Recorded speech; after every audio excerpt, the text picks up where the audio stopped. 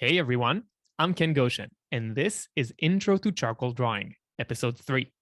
In this episode, I'll be discussing what makes charcoal a perfect medium for sketching. And while I explain, I'll also be sharing a real-time demonstration of a sketch I made to show you how I put these principles to practice. I'm a big advocate of sketching under a short time limit, so let's set the timer here.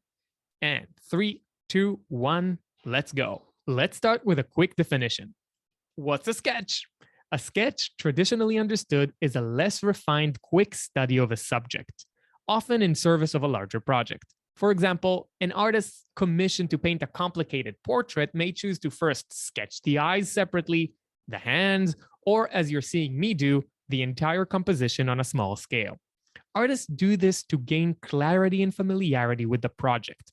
These drawings would be considered sketches as they are produced for the purpose of gathering information and familiarity with the subject of a larger project.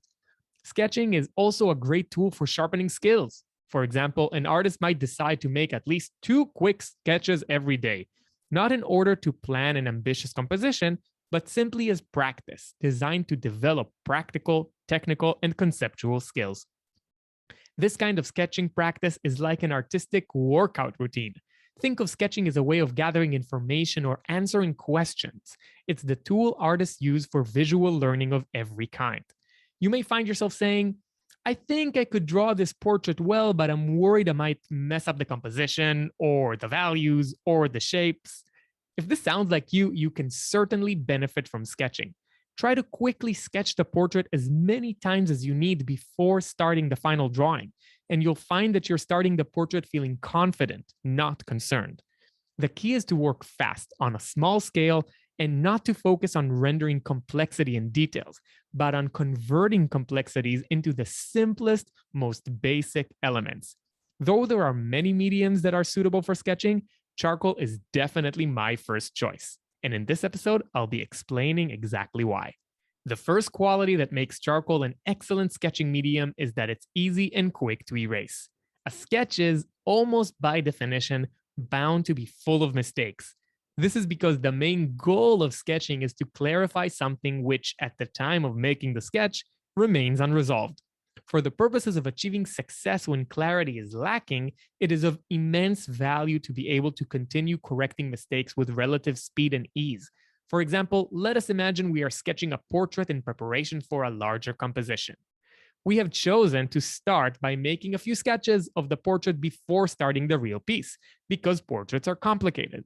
This probably means we are about to make many mistakes that will require equally many corrections before we are satisfied with the results.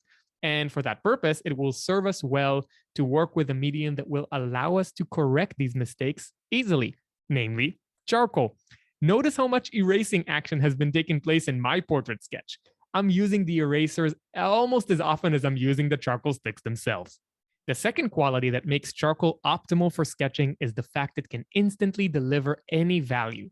With charcoal, it's possible to create very deep dark values instantly, in marked contrast to pencil, which will require a long and arduous process of graphite accumulation. Additionally, even once applied at a very dark value, charcoal can still be removed almost fully with relatively low effort and impressive speed. Again, in contrast to pencil, which would render this feat totally impossible.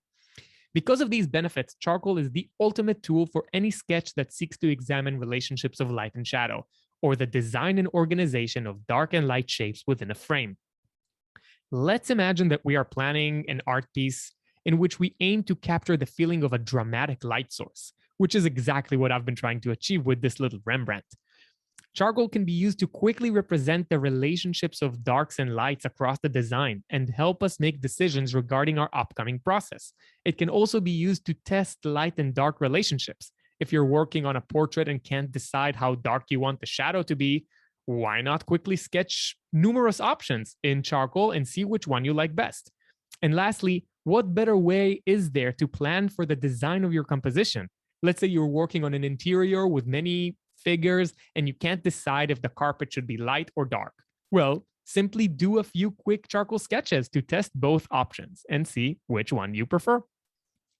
One last note on sketching. Sketching can also be done to learn from the great masters of the past and the present. By making sketches of other artists' work which you admire, like this Rembrandt I'm doing, you learn about what makes their work successful and how to recreate this success in your own practice. Charcoal is a fantastic medium to use for sketching in order to learn the designs and techniques of the masters. I recommend setting your timer to anything between 5 and 15 minutes and attempt to capture the full composition in broad strokes and with no details, just like this sketch that you've been watching throughout this episode. Watch how I try to distill Rembrandt's design to the bare minimum. The analogy I like to give my students is to try to make the absolute simplest rendition that you can show to a museum guard and ask, "Excuse me, sir, where can I find this painting?" Looking at the sketch the way that it looks right now, I'm pretty sure any museum guard will know exactly where to point me. And this is no small matter. Let this sink. There's a deep aesthetic organization at the core of a painting that helps us recognize it way before we can even see details. You know, that's how we recognize paintings from across the room. When you look at a Rembrandt from across the room, what you see is you don't see eyes, you don't see lips, you just see big organizations of light and dark. And it's these kinds of relationships that are best investigated through charcoal. It's almost like a DNA. It doesn't look like eyes and lips, but it's the foundation that makes eyes and lips possible.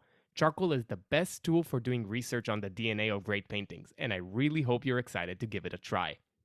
Hope you enjoyed the third episode of Intro to Charcoal Drawing. In the next episode, we will be discussing the 3 charcoal techniques you can incorporate into your finished artworks. The link to the next episode can be found in the description below.